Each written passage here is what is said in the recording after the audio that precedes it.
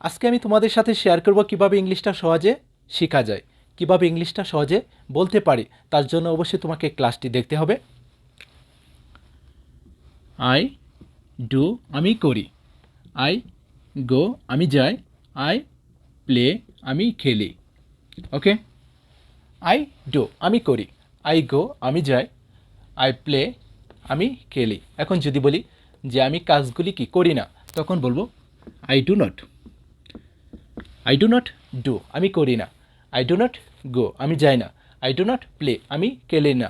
এখন যদি বলি আমি করেছিলাম, আমি গিয়েছিলাম, আমি খেলেছিলাম, তখন বলবো আই ডিড আমি করেছিলাম, আই ওয়েন্ট আমি গিয়েছিলাম, আই প্লেড আমি খেলেছিলাম। শুধু এদের ফার্স্ট রূপটা বলবো।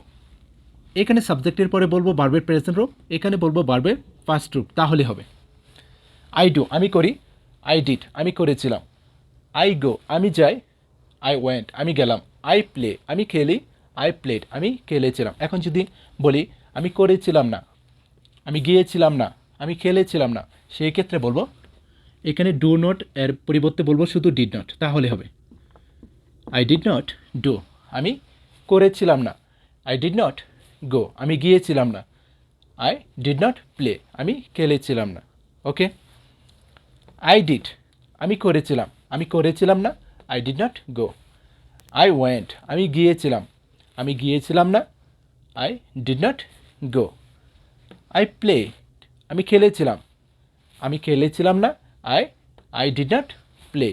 ওকে, এখন যদি প্রশ্ন করতে চাই যে আমি কি করি, আমি কি যাই, আমি কি খেলি, আমি কি করেছিলাম, আমি কি গিয়েছিলাম, আমি কি খেলেছিলাম, সেই ক্ষেত্রে এদেরকে বাদ দিয়ে শুধু শুরুতে বলবো ডু।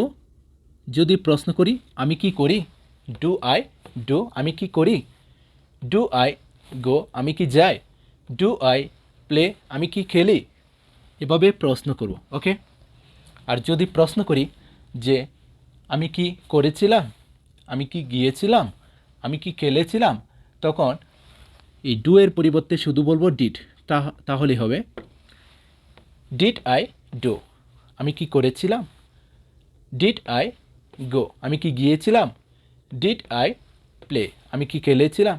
আশা করি ক্লিয়ার। এই দুটি সেন্টেন্স যদি ফলো করতে পারি, অসংখ্য কথা ইংলিশে বলা সম্ভব। ওকে।